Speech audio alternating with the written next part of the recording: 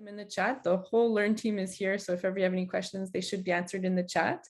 Don't worry about jotting names of books or any notes, because Judy's PowerPoint will be shared at the end of this presentation. So you'll get the PowerPoint slides as well as her book recommendation lists. And the session will be recorded today, so we'll also share if you wanted to share the recording with some colleagues. So who is Judy? We're so excited to have her here today. Judy is actually a qualified teacher of over 35 years.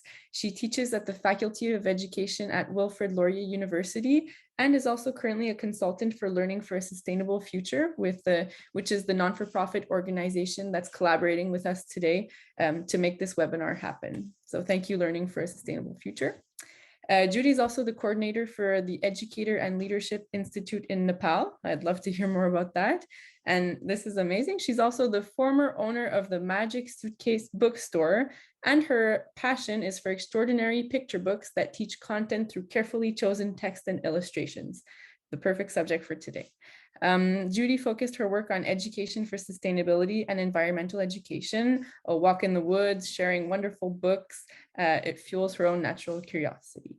So without further ado, I'll pass the mic to Judy. Enjoy the session.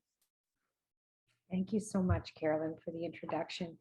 I'm really happy to be here and sharing with you today. I am going to apologize up front for two possible things. One is that my internet may be a little bit unstable because I live out in a very rural part of Ontario.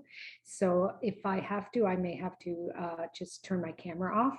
And the second thing is you're going to see me reading a lot of notes because I'm going to be sharing some annotations about the books that I'm sharing, and I want to make sure that I don't miss anything. So I apologize if I look like I'm reading my notes. I am. So I'm going to share my screen and get started because I have a lot that I would like to share.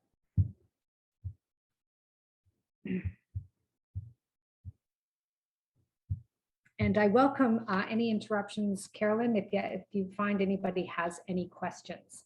So I'm just going to start by thanking the organizers for inviting us, Learning for a Sustainable Future, to this webinar today. And there is my email address if anybody would like to connect with me about any questions or book recommendations. I'm always happy to answer.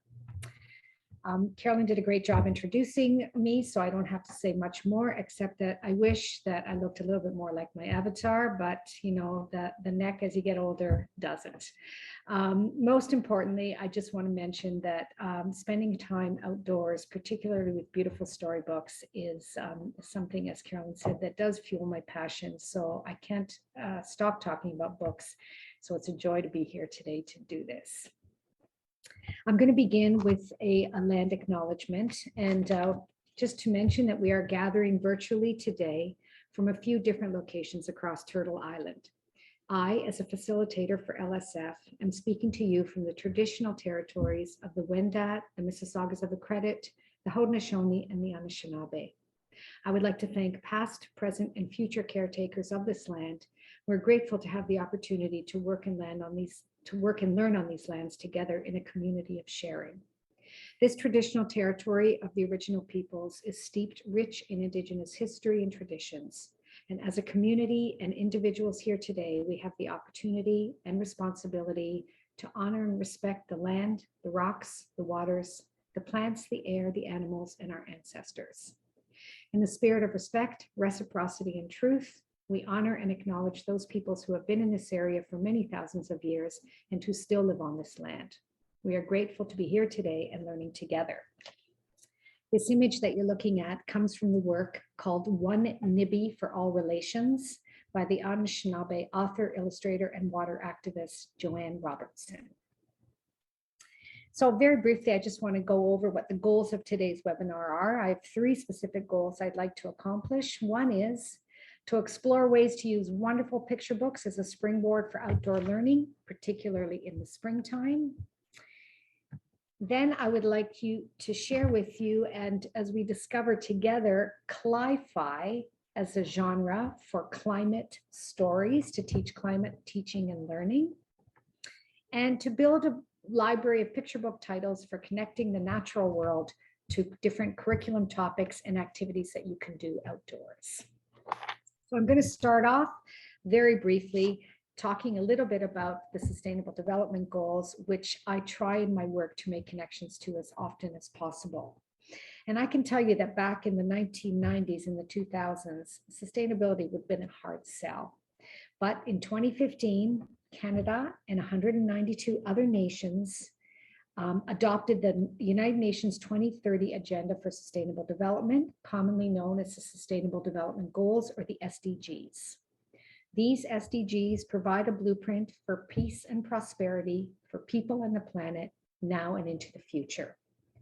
These 17 goals are a call for action by all countries to eliminate hunger and poverty, improve health and education for all, reduce inequality, ensure sustainable consumption and production, clean energy, and inclusive economic growth, all while tackling climate change and working to preserve our oceans and our forests. As educators, we have the opportunity every day to reference them in some way or another, drawing connections to the real lives of our students. We are already doing so much to take action to support these goals in the classroom. Let's help our students make the connections known so that they can see how positively they can contribute in their world.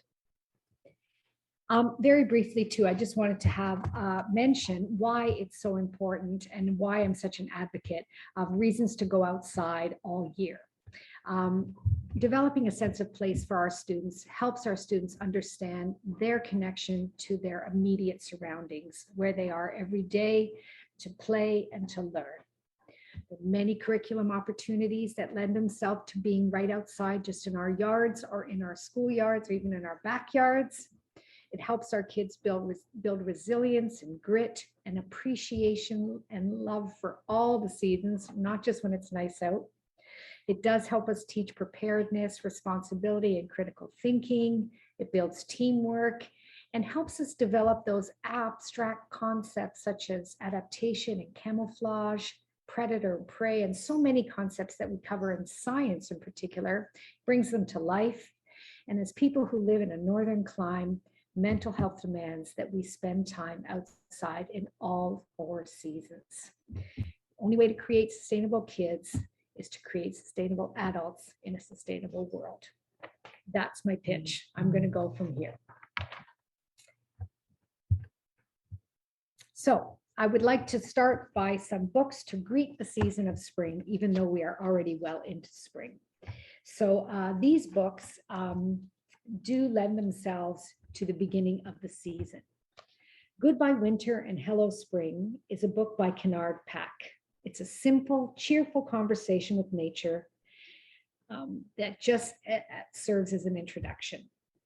Following that, Hello Puddle by Anita Sanchez is a nonfiction picture book exploring a deceptively simple but unexpected crucial resource for wildlife. And of course, just by thinking of that, we are addressing goals number 14 and 15. And Hello Worm is, or basically how to say hello to a worm, is a brand new release from the author Carrie Percival. And it's an instructional text for the youngest grades about all the things that we might want to do in the spring. Things like how to plant a seed, how to greet a worm, and knowing when it's time to pick that perfect strawberry. Which books lend themselves to rich language and descriptions? Sing in the Spring is Sherry Fitch's newest release, and I believe that Sherry Fitch is a national treasure. Some people say she's Canada's answer to Dr. Seuss, but I think she's all that and even more. This is a beautiful poetic text, masterfully illustrated by international renowned quilt artist named Deb Plested. I love textile art, and I think the quilts in these illustrations are absolutely gorgeous. Here's a sample of the text. Psst, there's a secret hush of magic when winter lingers on, when our garden patch is still a quilt of white. For all the while, underneath the frozen earth, dormant daffodils prepare for birth. Curled up baby fiddleheads sleep like so many questions buried deep. Sometimes when the nights are long, Mama sings a hum-along song. Bring in, ring in, and sing in the spring. Sparkly light on everything. Gorgeous, evocative language, dripping with spring imagery. Beautiful for visualizations. My Forest is Green is a book about a boy who explores the urban forest near his home, and then he interprets what he sees through his art. He uses poetic, rhythmic language to discover the diversity that he finds in all four seasons. For example, his forest is both fluffy and prickly, dense and sparse, crispy and soft. It's also scattered and soggy and spotty and foggy. His forest is made up of many colors, but he decides that it's mostly green. But which shade of green? It's endless. Each aspect of the forest inspires the boy to create a different kind of art, be it charcoal rubbing, rock art, photography, sponge painting, snow sculpture, cut paper collage. Perfect book for art extension activities. And the outdoors makes a perfect place to explore things such as textures. Why you can even use an egg carton with textures glued onto the bottom and give your students an opportunity to see if they can match the textures by filling in the little cup on top with the same. This series, a seed is sleepy, a nest is noisy, a rock is lively, and a butterfly is patient, and a beetle is shy, are all books by Diane Hutz Aston and art by Sylvia Long. These are all poetic in voice and elegant in design. These carefully researched books introduce children to a captivating array of facts that can serve as a field guide to the everyday natural delights that you'll find right outside your door. Now, this one is particularly interesting. Snowman minus cold equals puddles. What are some spring equations? Well, this book offers a very cool and unique way to explore the season and the great outdoors. It's part poetry, part math, and part science, but I would also argue that it's beautifully part language. Every spread offers a different equation. For example, a nest plus a robin equals a jewelry box, or hive plus bees minus bees plus bees equals an airport. Bark plus beetle equals a drum, and that text is accompanied by an illustration of a woodpecker pecking in a tree. Riverbank plus otters equals a playground, and my particular favorite is one dandelion times one breath equals 100 parachutes. These equations conjure up mental images that help us see something ordinary and view it as something miraculous. Every equation is accompanied by an explanation of the science behind the equation. Just imagine asking students to come up with their own equations after spending time on a walkabout outside. They can illustrate their equations and research some factual information about it. Now let's get outside on a walk. And you know that to do this, we don't need perfect weather. So I'm going to start with Feel the Fog. This is a spectacular book of photographs and of scenery and of wildlife, dripping with wonder and science behind fog.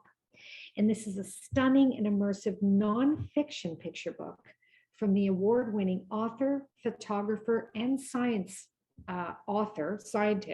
April Polisser. Another one of hers that I love is called Raindrops Roll.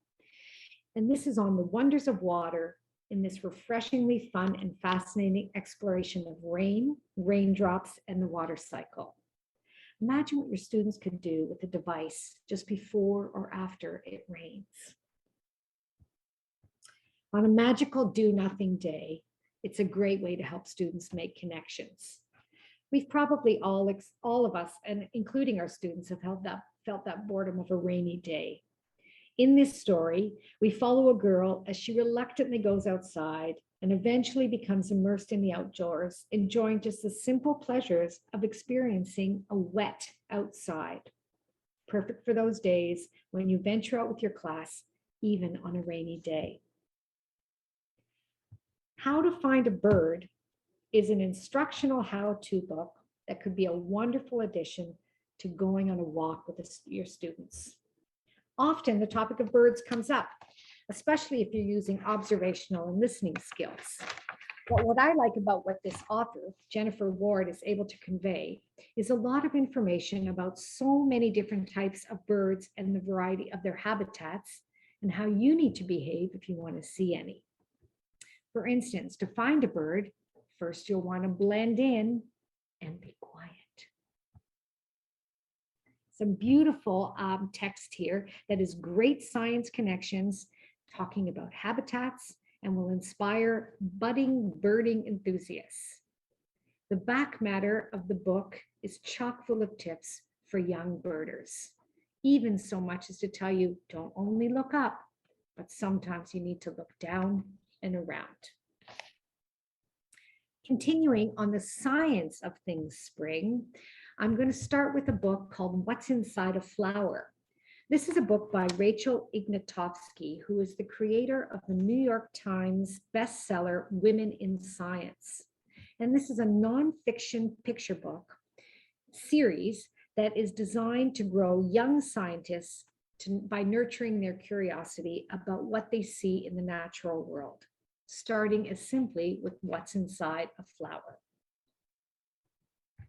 Water is Water, an awesome book, catchy rhymes, all about the water cycle. Here's an excerpt. Listen to this. Drip, sip, pour me a cup. Water is water unless it heats up. Then whirl, swirl, watch it curl. Steam is steam unless it cools high. Each phase of the water cycle is explored through rhyme and illustration. Looking down on the ground, of course, we have Worms. We Dig Worms is a primary informational text geared probably for about children in kindergarten to grade 2. And this tells us all about worms and answers all the questions that kids have, like what do they do all day? How do they see? Why are they squishy? And what's happening inside the worm and all of its body parts? Creature Features, a book by Steve Jenkins and Robin Page. If you're looking for informational storybooks that will teach concepts in science, these two have a wonderful series of a variety of different books. Creature Features is packed with many cool facts and visuals on where certain animals live, what they eat, and how they survive. In this book, there are 25 humorous and very true explanations of why animals look the way they do and how their adaptations help them to survive in their habitat. This is one of my favorites, Forest Bright, Forest Night, again by Jennifer Ward. We've already heard her name. Who is nocturnal and who is diurnal? Travel through the forest during the day to see who is active while on the same page another animal sleeps. Once you go through the story once, close the book, flip it over, and re-enter the forest, but this time at night, to find again the same two animal combinations. One is awake and one is asleep. Continuing in science, this is an interesting book. Many of you might be familiar with the groundbreaking research by Peter Wohlenben, who describes his scientific findings in the book shown in the center there called The Hidden Life of Trees. This book is not for young children. This is an adult book, and it's a brilliantly written story, written in a story format, chock full of scientific facts of how trees survive and how they communicate. His research reveals how, with the aid of fungi, trees use their roots to communicate with other trees and support one another. In the fall of 2019, he published the children's adaptation of the Hidden Life of Trees called Can You Hear the Trees Talking?, which is on the left side of the screen. This is an excellent nonfiction resource for middle graders. And for that, I mean probably grades 4 and up. The book I'm presenting today, the one I want to talk a little bit more about, is called Listen to the Language of the Trees. It's a fictional story about the real science behind how forests communicate underground. So it's a hybrid of fiction and nonfiction, and it does a phenomenal job of explaining the science in a very digestible way for younger students. It begins with a seed that sprouts in a forest beside a magnificent coniferous tree. Wonderful illustrations depict the root structures for both the sapling and the tree, as well as the neighboring trees and plants. We can see the tangled web of fungi that stretch from root to root and beyond. The story describes how, with the help of fungi, the trees talk to each other through their roots, sending information about danger like pests and bugs and drought. The big tree passes along nourishment to help the little tree grow. And at one point in the story, the big tree loses an upper limb to a lightning strike, causing more sunlight to pass to the sapling. This allows the sapling to produce its own food. And when beetles attack the big tree, the neighboring trees send nutrients to help it survive the attack. Tremendous factual information presented on the back pages talk about how fungi helps and receives food from the tree in exchange for passing messages from one tree to the next. We learn that fungi is considered to be more like an animal than a plant. And we also learn more about mushrooms, fir trees, squirrels, and lightning. A wonderful example of symbiotic relationships that exist between the plant and animal world. Imagine to ask students to find other examples in the story of where plants and animals work cooperatively together. Early in the story, for example, we learn that a squirrel has buried the pine cone where the seed sapling originated from. Teachers can draw parallels between the forest community and human communities. What are some examples of important connections that students have that help them survive day to day? Try to create a list together of all the people in the community who help and who students help themselves. It's a two-way street after all. Brainstorm ways that students can help the forest stay healthy, and all of these topics are covered in depth at the back of the book. On the same topic, Do Trees Have Mothers is even a more simplified version of how trees support one another. Beautiful illustrations for the very young to help them understand the interconnectedness of plants. I'm going to move from there to speaking of math and our walks outside. Sorting Through Spring is the second title in the best-selling Math in Nature series. Nature comes to life to help children in the primary grades learn concepts such as patterning, sorting, data management, probability, etc. And there are 3 other titles in this series. One is Counting on Fall, Sizing Up Winter, and Shaping Up Summer. Round by Joyce Sidham. If you look closely, you will find that the world is bursting, swelling, budding, and ripening with round things awaiting discovery.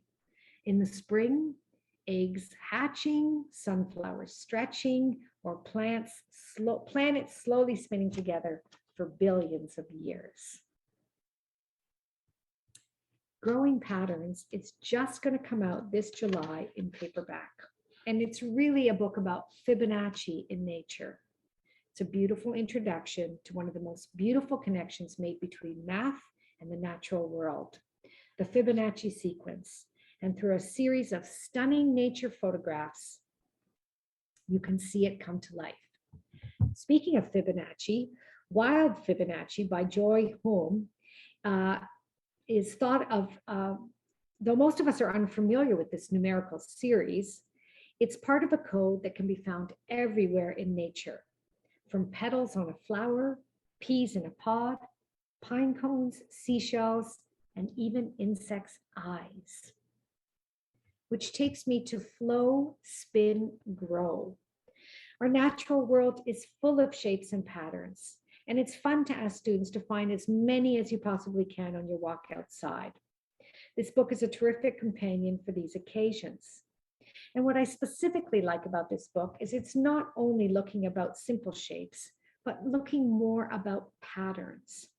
For example, this page with the tree lends itself well to talking about fractals, where similar patterns reoccur, but in a random or chaotic way. Or this page talks about spirals that we can find from a pig's tail to a pine cone. And this book is also available in French. Now, for those of you who are not familiar with how Fibonacci and the natural world come together, I want to share a very short video. No words, just music and beautiful imagery.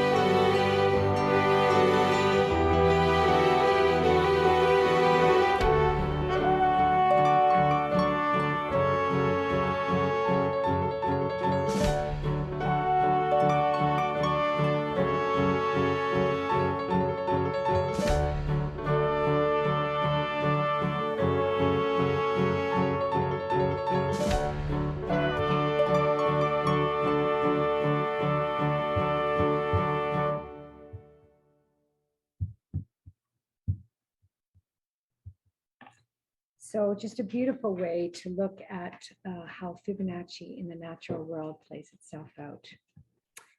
The last part of the spring book part is I wanted to talk about books that make us think. What If Everybody Did That by Ellen Javernick talks about this. If you just drop one soda can out the window, it's no big deal, right?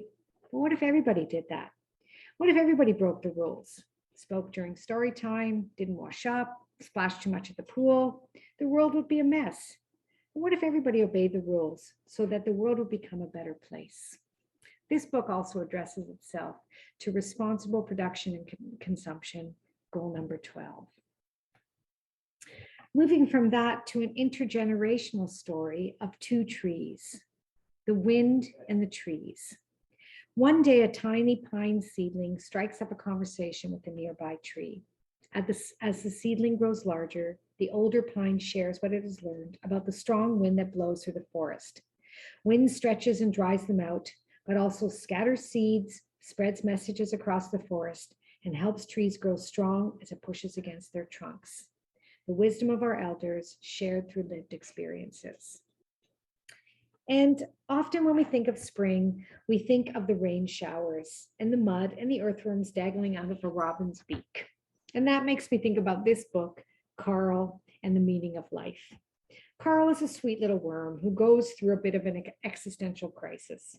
When Mouse asks him one day why he spends all his time tunneling through the dirt, he becomes flustered trying to think of a response, and he realizes he has no idea why he does what he does. So he goes about asking all the animals why they do what they do. And of course, they all have a great explanation for why they behave the way they do. So Carl decides he needs to stop tunneling. And over time, the earth becomes hard-packed, the rain can't seep into the soil, so the plants begin to die, and animals who once lived in the soil leave too. This diminishes the food supply, so other animals leave the area, and the area becomes uninhabitable. Eventually, Carl misses tunneling, so he goes back to doing what he's meant to do, creating rich, life-supporting earth that everyone depends on. And Carl learns an important lesson that no matter how small or seemingly insignificant one might think you seem to be, we all have an important role to play on Earth. There are many science connections in this book: food chains, food webs, things that what living things need to survive, and the interdependence and interconnectedness of life on Earth. In social emotional learning, it tells us to be true to who we are and value everyone's contributions. From there, I wanted to move to a story that was written by Thomas Roberts called The Great Realization. And although this is not specifically a spring story, it's certainly a story for our times, as it talks about how we've all been impacted and how we can realize the importance of the lessons learned through the last 2 years.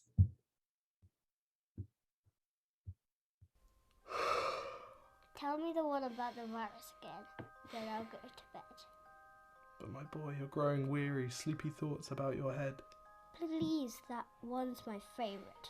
I promise just once more. Okay, snuggle down, my boy, though I know you know full well. The story starts before then, in a world I once would dwell.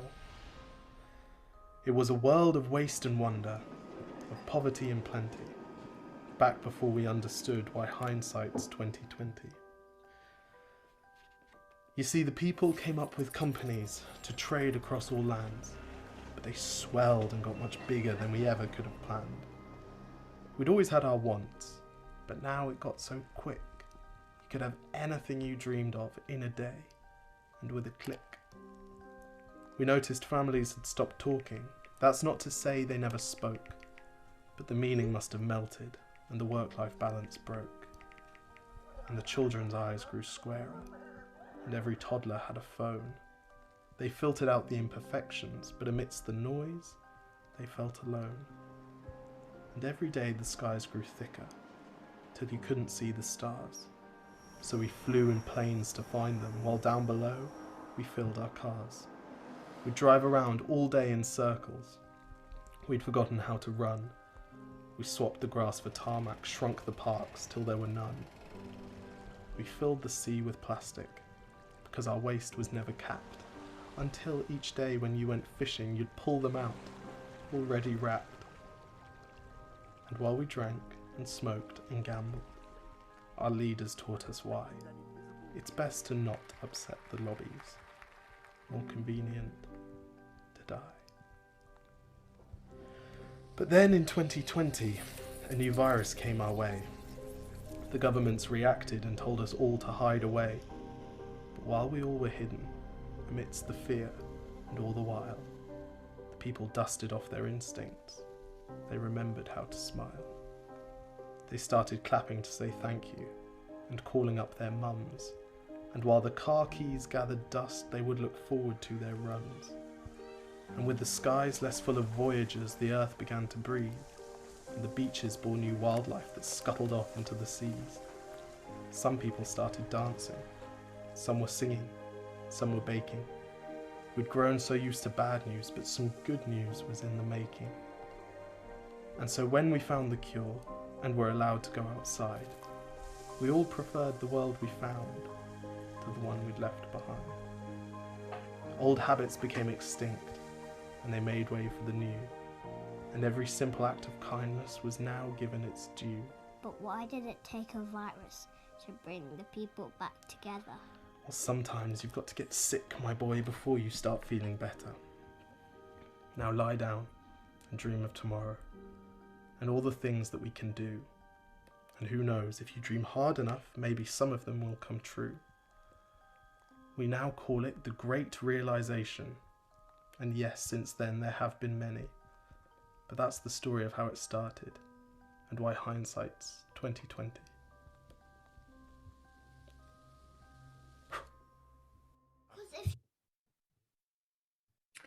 A book to make us think about the times. Which brings me to going on from here. Oh, this happens every time. Bring me going on from here. If we want to look at Cli-fi or climate change stories, things that will help our students understand, not be fearful, not create more eco-anxiety, but find ways that they can make a difference, simple acts that give us simple facts. Where do we start? Well, I'm going to start with simple stories, because this is a crucial topic to introduce right from a very young age. So for the youngest of our students, I think a book like The Tantrum That Saved the World by Megan Herbert. And although I am not an advocate of polar bear stories to teach about climate change, this story starts there, but goes deeper. It's a book about finding your voice and taking collective action, which is what we want to teach our kids to do. And it helps us focus on what we can do as opposed to what we're afraid of. Greta and the Giants by Zoe Tucker is the new voice for the trees. Although I never want to forget or negate the work of the Lorax by Dr. Seuss. This book is a subtle look at consumerism, because those giants are never satisfied and always want bigger and better. Bigger houses, bigger cities, causing bigger impact. For a little bit older students, I may start with a book like My Wounded Island by Jacques Paquette, addressing the topic of climate refugees. My Wounded Island is based on the challenges faced by the Inupiat people who live on the small islands north of the Bering Strait near the Arctic Circle. Or this particular book, Our House is on Fire, which is a simplified version of Greta's story, is definitely, although very low in text, geared for a junior or intermediate audience. The images of the impacts of climate change and extreme weather could be a little bit frightening and cause what we know as eco-anxiety. But through Greta's voice, she's determined to take a stand.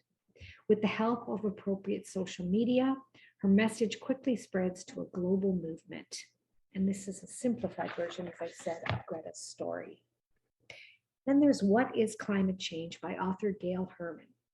Let's get beyond polar bears here and see both sides of the debate in this fact-based, fair-minded, and well-researched book that looks at the subject from many perspectives, including scientific, social, and political.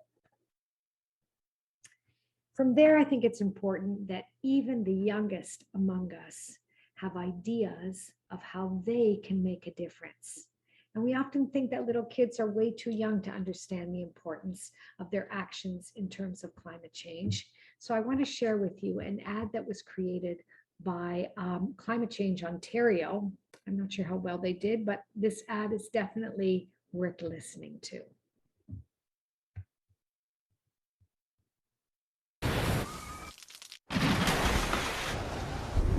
Dear adults, dear grown-ups, you are not listening to children. Earth gets hot. It's melting the ice and it's falling into the ocean and then it's melting in the ocean and raising sea level. We will not have more trees or plants for oxygen. So the planet's feeling sad.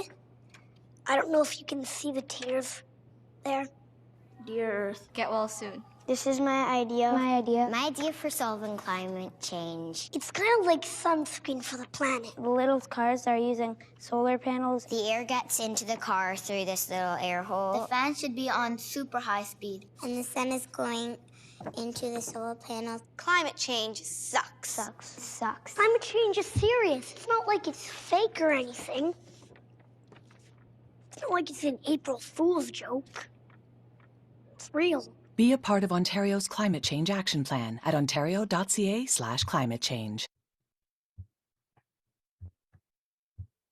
As I said, I'm not sure our record for climate change action there for young people, but they have ideas too. So what books can promote that? I'm going to start with What Matters by Alison Hughes. What happens when a small boy picks up one piece of litter? He doesn't know it, but this tiny act has big consequences. From the minuscule to the universal, What Matters sensitively explores nature's connection and traces the ripple effects of one child's good deed to show how we can all make a difference. Of course, addressing goals 13 and 15. I Am One is a book of action by Susan Verde, and some of you will recognize the illustrations being that of Peter Reynolds. I Am One begins with a question. How do I make a difference as just one kid? A question that many of our students constantly ask. A book that celebrates diversity in each example and illustration is a great choice for young elementary students, especially those interested in activism and social change. Staying on that subject, Don't Throw That Away by Laura Bergen helps us follow an eco-conscious superhero as he teaches kids to upcycle, recycle, and reuse common household items. The 6 large flaps in this throughout this show that ordinary trash is someone else's treasure, from turning old clothes into fun costumes or an old box into a new car. It helps us understand responsible consumption and production. On that same topic of fast fashion, Earth Friends, Fair Fashion by Holly Webb, is a story about Maya, who while researching her school project on fair trade, has been comes to find out that the clothes that she loves and her favorite sparkly t-shirts are made by poor children in other countries who lead very different lives from her own, which she understands at the end to be a very privileged one, and really helps us address and understand those reduced inequalities.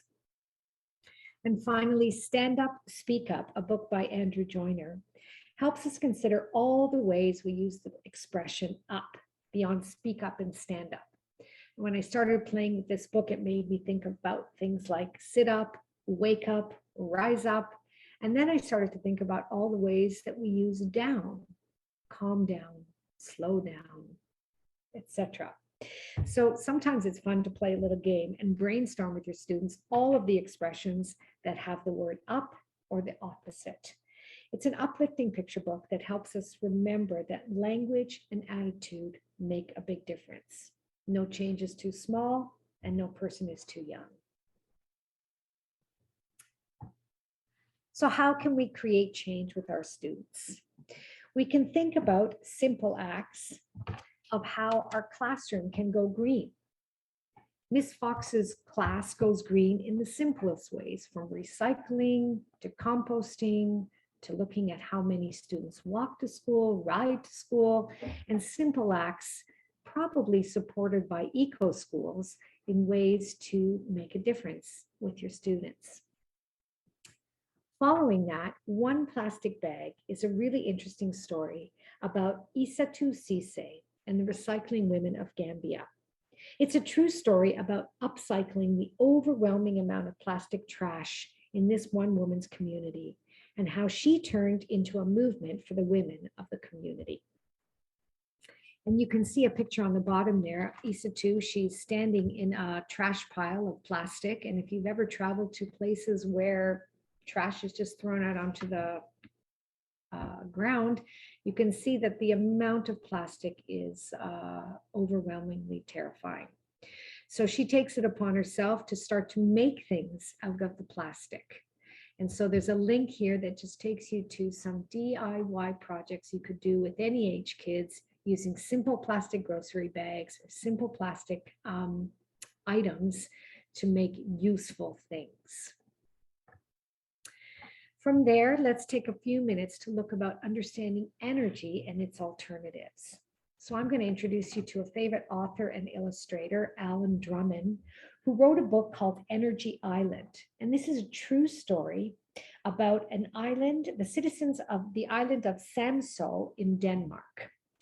At the time when most countries are producing ever increasing amounts of carbon dioxide, this story is an extraordinary story how in just 10 years' time, this community reduced their carbon emissions by 140% and became almost completely energy independent. It's a narrative tale and a science book all in one, an inspiring true story that proves with a little hard work and a little critical thinking, along with a big idea, anyone can take a huge step towards energy conservation. Alan then wrote a companion book to this called Green City, which is a story from the United States of a story of a tornado that destroyed the town of Greensburg in Kansas. Interesting, just this past weekend, we had some very strange weather that destroyed many houses here in Ontario, and I believe Ottawa and Quebec City as well. In the aftermath of the storm, the community wanted to rebuild, but not in a way that would be destroyed in another severe storm, but one that would be built to be environmental sustainable. And imagine what a great design thinking project this could be for a junior class. Moving from there to Pedal Power is the story of the people who led protests against the unsafe streets in Amsterdam and took over a vehicles-only tunnel on their bikes, showing what a little bit of pedal power can actually do. And finally, by the same author, Solar Story is a powerful addition to the author's acclaimed series about conservation and renewable energy innovations in everyday life. And it begs us to try to harness the sun's energy for simple tasks. I've put a link in here to a website from Science Buddies, and it's a simple way that you can use a pizza box to make a solar oven. Now, full disclosure, I tried this with my class, and my class was thinking that they were going to be able to cook pizzas in their little solar oven pizza boxes. We were successful, but we had to measure our success in very small steps.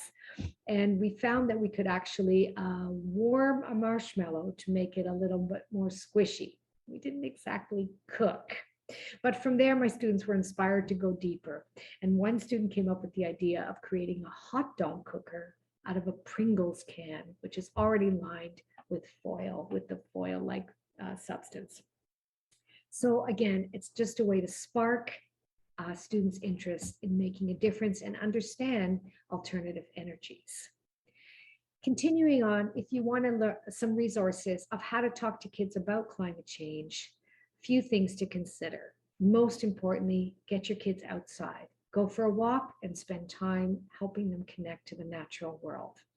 Read a book. Obviously, I've given some titles here, but I'm a strong advocate that books can help us explain very complex topics in an understandable way. And then I've put a link in here to podcasts that are geared for children on climate change. And these are called KidCasts, and it's a podcast playlist for librarians to share with their kids, families, and other teachers. And get outside and volunteer in your own community. The link down here is the website, How to Talk to Kids About Climate Change, and starts from the very young up to high school. I wanted to end with one more book, again by Thomas Roberts. I love this young person's energy and his ability to create beautiful stories through rhyming text and heartfelt ideas. So after his great realization, he has many different videos. He's a videographer on his website of how to talk about mostly social and environmental concerns. But his latest book has just come out called The World Awaits. And I think it's a nice way to end.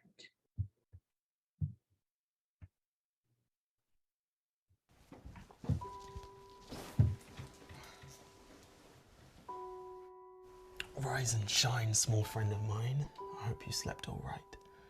The sun will soon flood through this room as day takes over night. Go away, please. Not today. I'm not going to get up. I'm staying here. Just leave me be and keep the curtains shut. You don't mean that. The day awaits. It's time to shake a leg. The world is waiting just for you, so we need you out of bed. Why do you always exaggerate? The world doesn't wait for me.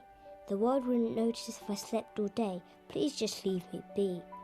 And watch you waste all that potential. That would be a sorry scene. What's this potential you're obsessed with? What does potential even mean? Okay. I'm going to tell you a secret now, but once I tell you, that is that. You'll never see things the same again, and I cannot take it back. In our core is a plus and a minus, and they're eternally at play. They give us the power to add goodness to the world or to take some good away. Every day, you plus and minus with everything you say and do. It's the difference between a careless lie and the words we know are true.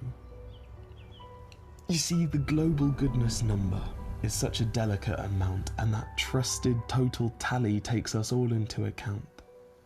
Whenever enough of us are plussing, the global goodness is increased, though still the minus lurks inside us as a menace to the peace.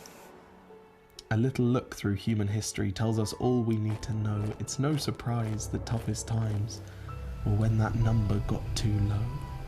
But I'm so small and insignificant compared to all the universe. Why can't I just stay home in bed? At least I wouldn't make things worse. Because you have in you potential. It's all the pluses you could add. It's the amount of good you're capable of, and it surpasses all things bad. Only you will ever know how much that is in any given day, but if you don't contribute what you could, that potential fades away. If that's the case, the global goodness slips into decline when one as wonderful as you forgets the value of your time. All the things that make life special, all the colours, sounds and tastes, they just lose a touch of magic when your goodness goes to waste. However, thankfully, for all our sakes, the reverse is also true. Here's what happens if you even try to do the best that you can do. Imagine, while we're out today and we dodge the pavement cracks, we spy a beetle belly up and help him off his back. Would you still believe it wasn't worth it? Or that nobody would care that you added a touch of goodness to the world by being there? But that's such a tiny thing to do. Would you really get a plus for that? My friend, you could plant a tree or make your bed or even pet a cat, a word of warmth to someone struggling, or give your grandparents a paw. A smile amidst a sea of frowns could mean the difference to us all. And though these pluses can't be seen, I can assure you that they're real. You'll never doubt it's working just from the way it makes you feel. And even when life leaves us weary, somehow we'll find the strength we need, and that global goodness grows with each good word and each good deed. Imagine if we spent a lifetime plussing. You just can't fathom it, my friend. It might just make our lives magnificent, although we won't know till the end. Come on, get up now and join me, and let's just do the best we can. We'll think of ways we can contribute. We'll start today and make a plan. And look, if you stumble or fall short sometimes, try not to panic. Think instead how the whole world got a little bit better the moment you surfaced from your bed.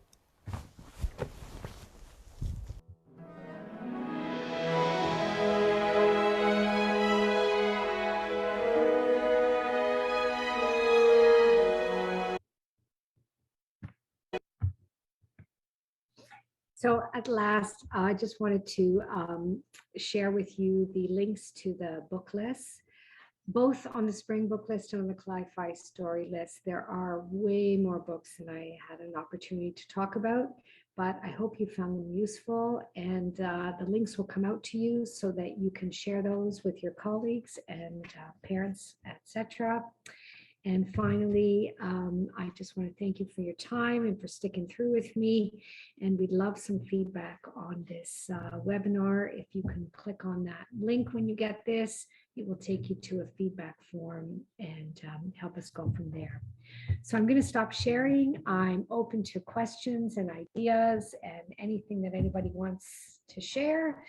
Um,